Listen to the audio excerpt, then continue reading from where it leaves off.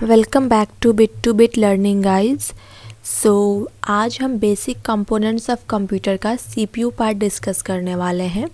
मैंने input device and output device के बारे में वीडियो बना रखा है, सो जिन्होंने नहीं देखा है वो प्लीज़ आप वो उस वीडियो को देख लें एक बार। एंड आज हम डिस्कस करने वाले हैं सीपीयू।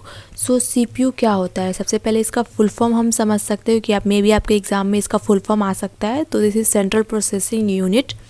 एंड इसको अगर हमें समझना है तो आप ह्यूमन ब्रेन की तरह समझ सकते हो। जिस तरह से हमारे ह्यूमन बॉडी में ह्यूमन ब्रेन जिस तरह से एक्ट करता है, हमारा कंप्यूटर सिस्टम में सीपीयू ठीक उसी तरीके से एक्ट करता है। जिस तरह से हमारा ह्यूमन ब्रेन कोई भी डेटा को कंपेयर करने के लिए या किसी डेटा को समझने के लिए या कुछ डेटा को कंपेयर करने के लिए, कैलकुलेट करने के लिए हम अपने ब्रेन का यूज़ करते हैं, ठीक उसी तरह से कंप्यूटर सिस्टम सीपीयू का यूज़ करती है। कोई भी डेटा कैलकुलेशंस के लिए, कोई डेटा कंपैरिजन के लिए हमारा सीपीयू उसको यूज़ करता है।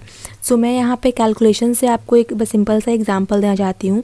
जैसे हम लोग कोई भी कैलकुलेशन, अर्थमेटिक कैलकुलेशन कर रहे हैं, फॉर एग्जाम्पल 2 + 2 = 4 कर रहे हैं, तो ये हम अपने माइंड में किए कि 2 + 2 = 4 होता है।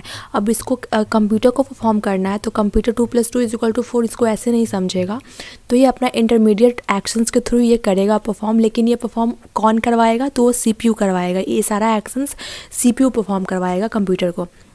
ओके। एंड एक एग्जांपल और, जिसे डेटा कंपेयर करना हो तो हम तो ईजिली डेटा कंपेयर कर लिए कि हाँ ये मेरे लिए सही है, ये मेरे लिए नहीं है। लेकिन कंप्यूटर कैसे परफॉर्म करेगा? तो कंप्यूटर के पास भी एक कंट्रोल यूनिट होता है जिसके थ्रू वो डेटा को क्या करता है, लॉजिक यूनिट के थ्रू वो क्या करता है, डेटा को कंपेयर करता है कि कौन सा डेटा आपका बड़ा है, कौन सा डेटा आपका छोटा है। ओके। एंड कुछ टाइम पे ऐसा भी होता है कंप्यूटर के पास प्रायोरिटी डिसाइड करने होते हैं कि कौन सा टास्क कंप्यूटर को पहले परफॉर्म करना है, कौन सा बाद में परफॉर्म करना है। तो प्रायोरिटी कैसे डिसाइड करेगा? तो ये प्रायोरिटी कुछ इंटरनल इसका प्रोसेस होता है जिसके थ्रू ये प्रायोरिटी डिसाइड होता है। ये प्रायोरिटी डिसाइड कौन करता है? सीपीयू डिसाइड करता है। फॉर एग्जांपल, अगर हमारा अभी अब प्रेजेंट सिनेरियो में एक एग्जांपल लेकर के चले कि आपके क्लास 6 के एग्ज़ाम होने वाले हैं और पहले एग्ज़ाम आपका कंप्यूटर का है एंड देन आपका एग्ज़ाम हिंदी का है, तो आप प्रायोरिटी डिसाइड करोगे कि आपको पहले क्या पढ़ना चाहिए, पहले कौन सा सिलेबस कंप्लीट करना चाहिए। ऑब्वियसली आप पहले कंप्यूटर का सिलेबस कंप्लीट करोगे, देन आप जंप करोगे हिंदी के सिलेबस में। तो ठीक उसी तरह से यहाँ पे भी ये प्रायोरिटी डिसाइड करता है। और प्रायोरिटी किसके द्वारा डिसाइड हो रहा है? अगर हम ह्यूमन में देखें तो हम अपने माइंड के थ्रू ही प्रायोरिटी डिसाइड कर रहे हैं कि क्या मेरे लिए पहले कंपलसरी है, क्या बाद में है। सो इसी तरह से सीपीयू यहाँ पे वो पार्ट परफॉर्म करता है। सो सीपीयू का यहाँ पे यही काम है कि ये आपका ब्रेन हो गया कंप्यूटर सिस्टम का, जितना भी इसका कंप्यूटेशनल ऑपरेशंस हो गए, लॉजिकल ऑपरेशंस हो गए, कंपैरिजन ऑपरेशंस हो गए, वो सारा आपका सीपीयू के द्वारा ही परफॉर्म होता है। ओके। सो इस तरह का कुछ सीपीयू दिखता है इंटरनली। एंड अगर आपको एक्सटर्नली देखना है तो एक्सटर्नली एक बॉक्स टाइप का होता है। सो वो तो मैंने यहाँ पिक्चर नहीं लगाया। सो आपको इंटरनली सीपीयू का कुछ इस तरह से स्ट्रक्चर होता है। ओके। सो नेक्स्ट है हमारा arithmetic and logic unit. Arithmetic and logic unit क्या है? ये आपका कंप्यूटेशन का पार्ट है जहाँ पे आपका एक्चुअल कैलकुलेशंस परफॉर्म होता है सीपीयू के थ्रू। जैसे आपको कोई भी अर्थमेटिक ऑपरेशंस परफॉर्म करने हैं, फॉर एग्जांपल आपको कोई एडिशन करना है या मल्टीप्लिकेशन करना है या फिर कोई डिवीज़न करना है, तो वो डेटा हम कंप्यूटर को दे रहे हैं कि हाँ मैंने 2 और 2 डेटा दिया, इन 2 और 2 डेटा के साथ हमें क्या करना है, कैलकुलेशंस परफॉर्म करने हैं। कैलकुलेशन में हमारा एडिशन आ सकता है, डिवीज़न आ सकता है, मल्टीप्लिकेशन आ सकता है। तो अगर हमें एडिशन परफॉर्म करने तो हमारा रिजल्ट क्या आएगा? 4 आ जाएगा। मल्टीप्लिकेशन में भी सेम रिजल्ट आएगा। डिवीज़न में हमारा रिजल्ट 1 आएगा। तो ये कैसे हो रहा है? ये हमारा एएलयू परफॉर्म कर रहा है। ये 1 आना है, 2 आना है रिजल्ट, ये कौन दे रहा है? हमारा एएलयू। और एएलयू किसका पार्ट है? ये आपका सीपीयू का पार्ट है। इसी तरह से कोई डेटा को कंपेयर करना है, कौन सा डेटा बड़ा है, छोटा है या बराबर है। 2 + 2, 2 बार मैंने 2 एंट्री दिया, 2 इनपुट दिया सिस्टम को, तो 2 और 2 क्या है? इक्वल टू है या फिर कोई इनमें से कोई एक बड़ा नंबर है, कोई छोटा नंबर है। ये हमें जो आउटपुट आएगा ये कैसे आएगा? एएलयू के थ्रू आएगा। और ये कौन परफॉर्म करवा रहा है ऑपरेशन? ये सीपीयू परफॉर्म करवा रहा है ऑपरेशन। सो आई होप कि आपको ये क्लियर हो गया होगा कि सीपीयू का एक्चुअल टास्क क्या है। एंड वो अकेले तो परफॉर्म कर नहीं रहा, उसके पास कुछ सब पार्ट्स होंगे, तो उसके सब पार्ट्स में अर्थमेटिक एंड लॉजिक यूनिट आता है। इसका एक और पार्ट होता है आपका कंट्रोल यूनिट। कंट्रोल यूनिट क्या करता है? जैसे हमारा बॉडी में नर्वस सिस्टम होते हैं, हमारा सिस्टम होता है, उसी तरह से सेंट्रल नर्वस सिस्टम होता है कंट्रोल यूनिट को। इसको हम लोग रेफर करते हैं कंप्यूटर या सेंट्रल नर्वस सिस्टम के थ्रू।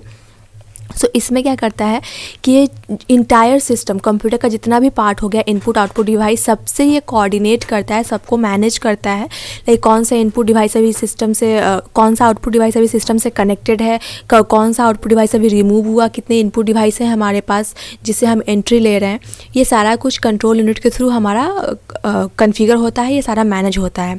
ओके, सो यहाँ पे मैं एक सिंपल सा एग्जांपल देना चाहूँगी। जैसे कंट्रोल यूनिट का क्या होता है कि ये डेटा को कंपेयर भी करता है, कुछ डिसीजंस लेते हैं। तो डिसीजन क्या होता है, हमारा डिसीजन मेकिंग होता है हमारे अंदर, इन ह्यूमन के पास ये इनबिल्ट होता है डिसीजन मेकिंग कैपेबिलिटी। तो आपका कंप्यूटर में ये नहीं होता, तो कंप्यूटर कैसे इसको समझेगा, तो इसके लिए कंट्रोल यूनिट है। अब फॉर एग्जांपल आप एक सिंपल सा एग्जांपल लो कि आपके पास कुछ मैंगोज़ हैं, अब आपको उस मैंगोज़ को खाना है या फेंकना है, ये हम कैसे डिसाइड करेंगे। ऑब्वियसली कोई भी मैंगो हम ऐसे ही लेकर के फेंक तो नहीं देंगे, उस पर कुछ कंडीशंस होंगे कि हाँ अगर मेरे पास जो मैंगो मैंने लिया उसमें कुछ सड़ा हुआ निकल गया तो ऑब्वियसली उसको फेंकेंगे, लेकिन कोई अच्छा है तो उसको खा लेंगे। तो ये हमने एक डिसीजन लिया। ये डिसीजन कैसे लिया, मैंने अपने ब्रेन के थ्रू लिया। उसको कैसे किया, उसको मैंने अपने कंडीशंस अप्लाई किया कि हाँ ये मेरे लिए सही है, ये गलत है, इसको ऐसे परफॉर्म करना है। सेम उसी तरीके से कंप्यूटर का भी एक पार्ट होता है कंट्रोल यूनिट, जो उसको ये सारा इंस्ट्रक्शंस फेच करता है, वो सारा इंस्ट्रक्शंस को लेकर के उसको एग्जीक्यूट करता है एंड वो डायरेक्ट करता है कि आपको कौन सा ऑपरेशन अभी परफॉर्म करना है, कैसे परफॉर्म करना है और उसको कैसे हमें कोऑर्डिनेट करके चलना है। ओके, सो ये आपका पार्ट हो गया कंट्रोल यूनिट का। सो ये ज़्यादा नहीं था, ये छोटा सा ही टॉपिक था जिसमें अभी हम एक समरी ले लेते हैं कि हमने क्या क्या पढ़ा। तो हमने CPU पढ़ा, ALU पढ़ा एंड कंट्रोल यूनिट पढ़ा।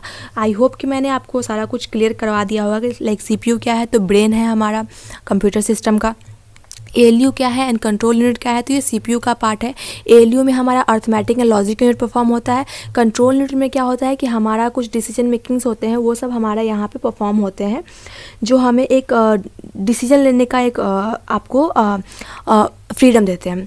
ओके, सो ये यहाँ तक हो गया, ये आपका CPU का बस इतना ही पार्ट था आपके क्लास 6 के सिलेबस में जो मैंने यहाँ पे कवर किया है।